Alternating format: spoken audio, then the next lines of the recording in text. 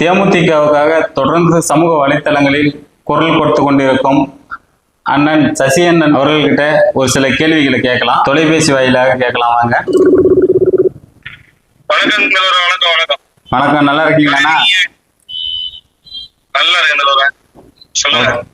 ஓகேண்ணா, இப்ப சமூக வலைதளங்கள்ல தேமுதிக பொதுச் செயலாளர் ஒரு கேள்வி எழுப்பினாங்க. அது பெரிதும் அரசியல் கட்சி தலைவர்கள் அவங்களாம் ரொம்ப எதிர்ப்பு தெரிவிக்கிறாங்க. பாலியல் வன்கொடுமை செஞ்சா கடுமையான தண்டனை இருக்கணும், அவங்கள உடனே என்கவுண்டர் பண்ணணும் அப்படின்னு சொல்லிட்டு பேசியிருந்தாங்க. அதை பத்தி உங்களுடைய கருத்து என்ன சொல்றீங்கன்னா? உண்மையிலே இது ஒரு வரவேற்கக்கூடிய விஷயம். அதை உடனடியா எல்லா அரசியல் தலைவர்களும் பாராட்டியிருக்கணும். கண்டிப்பாண்ணா. தனக்கு ஒரு பேச்சாலை இழிவு பட்டுச்சுன்னு சொல்லி குஷ்பு தலைமைச் செயலகம் போய் இதெல்லாம் பார்த்தாங்க. இப்ப இதே கருத்தை சீமானும் சொன்னார். அப்ப நமது ஒரு தலைவி, பெண் தலைவி பிரேமலதா விஜயகாந்த் என்கவுண்டர் பண்ணுங்க. கண்டிப்பா. அது குறிப்பா 2-3 லைன் அண்டர்லைன் பண்றாங்க. சவுதி அரேபியா போன்ற நாடுகள்ல பாலியல் வன்கொடுமை செஞ்சா என்கவுண்டர் பண்றாங்க. இப்ப என்கவுண்டர் யார் மேல நடத்துறோம் அப்படின்னு ஒண்ணு இருக்கு. இப்ப இவர்கள் மனிதனிலே கொடூரமானவர்கள். ஆமா, உண்மை. ஒரு பெண் கொஞ்சம் லைட்டா ஆட விலகிருச்சுனாவே எவ்வளவு கூச்சப்படுவாங்க, அந்த இடத்துல எப்படி நிலை குலைந்து போவான்றது. கண்டிப்பா. அப்ப ஒரு பெண்ணை 4 பேர் சூழ்ந்து ஒரு பெண்ணுடைய ஆடைகளை கவர்ந்து அவரோட உடலை சிதைச்சு அவரோட வன்கொடுமை செஞ்சு தூக்கி எறியறான் அப்படின்னா இதை போன்ற மிருகங்களை என்கவுண்டர் பண்றது சரியா இருக்கும் அப்படின்னு சொல்றாங்க. கண்டிப்பா. அது எந்த ஒரு உள்நோக்கமும் கிடையாது. இப்ப நம்ம வேற யாரையோ வேற ஒரு குற்றத்துல இருக்கவங்களோ சொல்ல கிடையாது. ஒரு பெண்ணை இந்த மாதிரி போடுறது என்கவுண்டர் விஷயத்த பாராட்டணும், வரவேற்கணும். கடுமையான சட்டங்கள் மூலமா இதை தவிர்க்க முடியாது. கடுமையான தண்டனைகள் மூலமா தான் இதை தவிர்க்க முடியும். அதனாலதான் அவங்க சொல்றாங்க. கண்டிப்பா. ஆனா மக்கள்லாம் வரவேற்கிறாங்கன்னா கட்சி தலைவர்கள் தான் அந்நியார் சொன்னா எல்லா கருத்துமே இப்படிதான் எதிர்மறையா தான் தெரிவிக்கிறாங்க. அதனாலதான் அந்த கேள்வி கேட்டேன். தொடர்ந்து தமிழ்நாட்டு அரசியலேயே ஒரே பெண் தலைவி பிரேமலதா விஜயகாந்த் அவர்களை திட்டமிட்டு காழ்ப்புணர்ச்சியோடு அவர்கள் சொல்லுகின்ற விஷயத்தையும் மீடியாவில் காட்டுறது கிடையாது. கண்டிப்பா. அதை வரவேற்கக்கூடிய பல விஷயங்களை அவங்க சொல்றாங்க. குறிப்பா போன 5 ஆண்டுகள்ல பாலம் விழுந்தது, நாய் கருத்தரை ஊழல், கக்கூசு ஊழல், இப்படி மழைநீர் தேக்கல ஊழல், மாமரத்துக்கு விலை இல்லாது, அஜித்குமார் மரணம், தொடர்ந்து எல்லா விஷயத்துக்கும் அவங்க போராடுறாங்க, பேசுறாங்க. ஆனா அத மீடியாக்கள் பேசுறது ஒண்ணுமில்லாத சீமான காட்சி பொருளாக்குறாங்க. இதே கருத்தை தான் சொல்றாரு என்கவுண்டர் பண்ணுங்கன்னு. ஏன் சீமான் இதை வரவேற்கல? நீ ஆட்டோமேட்டிக்கா சொல்லிருக்கோம்ல, அம்மையா சொன்னது சரிதான், ஏன் சொல்லல? ஏன் குஷ்பு சொல்லல? ஏன் தமிழிசை சவுந்தரராஜன் சொல்லல? இவர்கள் எல்லாம் பெண்கள் இல்லையா? ஏன் சீமான் சொன்ன கருத்து தானே சொல்லியிருக்காங்க அவங்களும். ஏன்னா திட்டப்பட்டு காழ்ப்புணர்ச்சி எங்கேயும் பிரேமலதா விஜயகாந்த் பத்தி பேசக்கூடாது. இதுதான் இவருடைய எண்ணம், இதுதான் இவருடைய குணமே. அதுல இருந்து மீண்டும் அரசியல் செய்கிற ஒரு தலைமை பண்புக்கு ஆண்மையானவர் மாண்புமிகு புரட்சி தலைவர் பிரேமலதா விஜயகாந்த். கருத்து அதுதான். அடுத்து இப்ப சிங்கப்பெண் அதிரடி படைன்னு சொல்லிட்டு இப்ப புதுசா வெளியிட்டு இருக்காங்க. அது எந்த அளவு மக்களிடத்துல பாதுகாப்பா இருக்கும், எப்படி வரவேற்பா இருக்கும்? இந்த சிங்கப்பெண் படையை பார்த்து இப்ப நீங்க அவருடைய உடை மட்டும் தான் மாற்றப்பட்டிருக்கு. இவங்க எல்லாம் எங்க இருந்து வந்திருக்காங்கன்னா ஒவ்வொரு பெண்கள் காவல் நிலையத்துல கூட்டு வரப்பட்டு காட்சி பொருளாக்கத்தான் வச்சிருக்கிறாங்க. கண்டிப்பாண்ணா. இப்ப இவங்க சிங்கப்பெண் படைன்னு இருக்கிறாங்க. இவங்களுக்கான அஜெண்டா என்ன, வேலை என்ன, எப்படி அதை செயல்படுவாங்கன்ற ஒரு செயலாக்கத்தை நீங்க காட்டணும். கடுமையான தண்டனை இல்லாம சரி இந்த பெண்கள் பாலியல் வன்கொடுமைக்கு இவர்களே தீர்ப்பு சொல்லுவாங்க, இவர்கள் தான் முதல் நடவடிக்கை எடுப்பாங்க, இல்ல காவல் நிலையத்துல இருந்து இவர்கிட்ட ஒப்படைச்சிடணும் அப்படின்ற முதலடிக்கை கூட இல்லாம உடைகளை மாத்திக்கொண்டு ஏதோ வெளிநாட்டுல இருக்கிற உடையை கொண்டு இங்க உட்கார வச்சுக்கிட்டு நீங்க காட்சி பொருளாக்குறது கேள்வி குத்துமாங்க. இந்த மாண்புமிகு புரட்சி தலைவர் பிரேமலதா விஜயகாந்த் எதை அடிப்படையில சொல்றாங்க? கடுமையான தண்டனைகள் மூலமாகத்தான் இந்த பாலியல் குற்றத்தை தடுக்க முடியும் அதிரடியா சொல்றாங்க. நீங்க புரிஞ்சுக்கணும். நீங்க காட்சி பொருளை வச்சு மாத்த முடியாது. கண்டிப்பா. அதத்தான் அவங்க அம்மா பிரேமலதா விஜயகாந்த் சொல்றாங்க. அப்ப இது கவர்ச்சி விளம்பரத்துக்காக மட்டும்தான்றீங்க? கவர்ச்சி விளம்பரம் இல்ல, ஒரு ஏமாற்று வேலை. ஏதோ மக்களை குச்சியா வைக்கிறது. இந்த விசில் போடுறாங்கல்ல, விசில் அடிக்கான் தனி ஒருத்தன் வரான்டானே இவங்க பாட்டுக்கு வீதிக்குள்ள போக வேண்டியதான். அவன் ஒரு மூலையில கற்பழிச்சிட்டு போயிருவான். உங்களுக்கு கடுமையான தண்டனை இருந்தா தொடுவானா? சொல்ல மாட்டாங்க. வீதியில வச்சு சுடுவான் அப்படின்னா வருவானா? வரமாட்டாங்க. அதுதான் அம்மையார் பிரேமலதா விஜயகாந்த் சொல்றாங்க.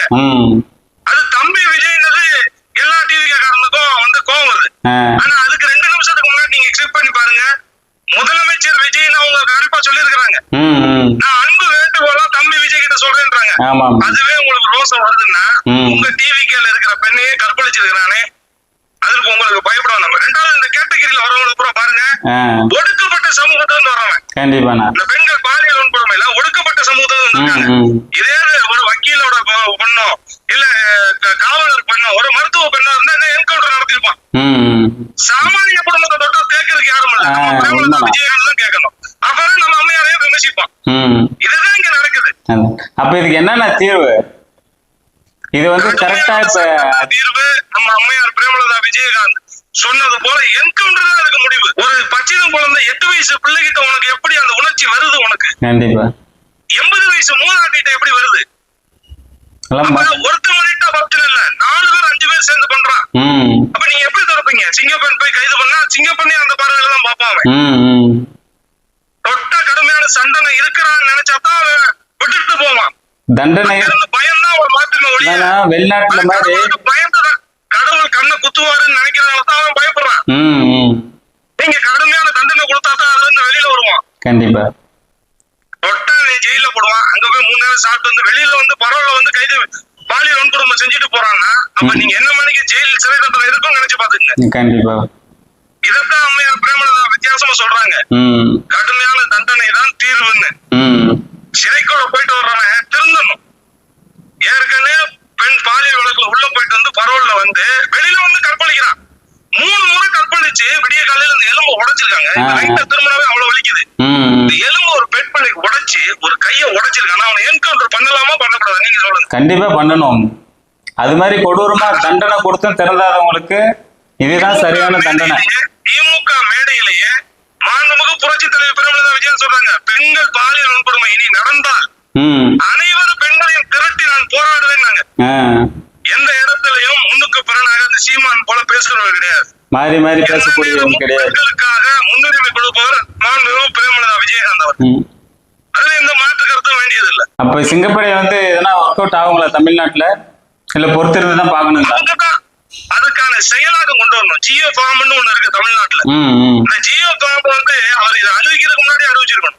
இந்த சிங்கப்பெண்ணுக்கு என்னென்ன திட்டங்கள் இருக்கு, இவர்களால் என்னென்ன நடவடிக்கை எடுக்க முடியும், இவர்கள் என்னென்ன தண்டனை கொடுக்க முடியும் என்பது இருக்கணும். இதுதான் ஜியோ ஃபார்ம் தான் பேசுமே ஒழிய கலர் ஆடைகள் பேசாது. காக்கியை காட்டிட்டு புழுவை போட்டா மாறாது. அது விஜய்க்கு வேணா பெருமை தேடி வரலாம். பட் ஆனா பிளாஸ்டிக்ல வந்து ஜியோ ஃபார்ம் தான் பேசும். அப்ப போலீஸுக்கும் சிங்கப்பெண் எல்லாம் ஒரு டவுட், போலீஸுக்கும் பெண் போலீஸ் இருக்காங்க, பெண் போலீஸுக்கும் சிங்கப்பெண் போலீஸுக்கும் என்ன வித்தியாசம் ஒன்னும் புரியல. அதனாலதான் ஒரு வித்தியாசமும் கிடையாது. சார் இவங்க வந்து இந்த குற்றம் நடந்து இவங்க 2 மணி நேரம் 3 மணி நேரம் கழிச்சு வந்து எப்படி போலீஸ் விசாரணை நடத்துவாங்களோ அதே மாதிரி நடந்து இந்த கைதியை போய் தையில தான் போட போறாங்க ஒழிய இவங்க வந்து தூக்கு தண்டனையோ இல்ல என்கவுண்டரோ பண்றதுக்கு வாய்ப்பே கிடையாது. இதுல வந்து ஆண்கள் கூட என்கவுண்டர் பண்ணுவாங்க. இப்ப தெலுங்கானால ஒரு என்கவுண்டர் நடந்துச்சு. 4 பேர் சேர்ந்து ஒரு பெண்ணை பாலியல் வன்கொடுமை பண்ணாங்க. எப்படி நடந்துச்சு அப்படின்னு கேக்குறதுக்காக கூட்டு போய் விடிய காலையில என்கவுண்டர் பண்ணிட்டான். அந்த மக்கள் பாராட்டினா. இப்ப அதே மாதிரி மகாராஷ்டிராவில் நடக்குது. பெண்கள் பாலியல் வன்கொடுமை நடந்தா என்கவுண்டர் போடணும். இப்பதான் அந்த திட்டத்தை கொண்டு வந்திருக்கான்.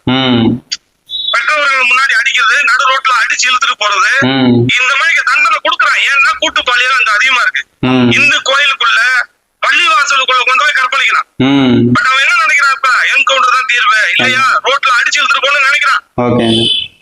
அதை மேற்கோள் காட்டிதான் மாண்புமிகு புரட்சி தலைவர் பிரேமலதா விஜயகாந்த் இந்த கருத்தையை தெரிவிக்கிறாங்க.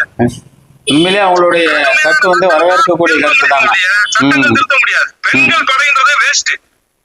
கண்டிப்பாண்ணா. சரி, பொறுத்திருந்து பார்க்கலாம்ண்ணா. நம்மளுக்கு பேட்டி கொடுத்ததுக்கு உங்களுடைய டைம் ஒதுக்கி ரொம்ப நன்றிண்ணா. ரொம்ப நன்றி. வணக்கம்.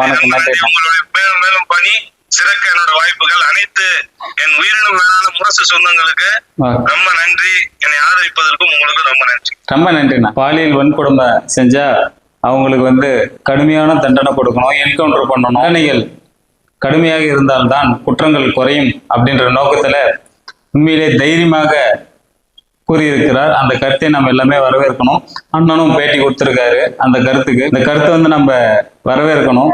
நம்ம கழகத்தின் சார்பாக, தொண்டர்கள் சார்பாக அந்நியருக்கு வாழ்த்துக்களை தெரிவித்துக் கொள்கிறோம். நன்றி.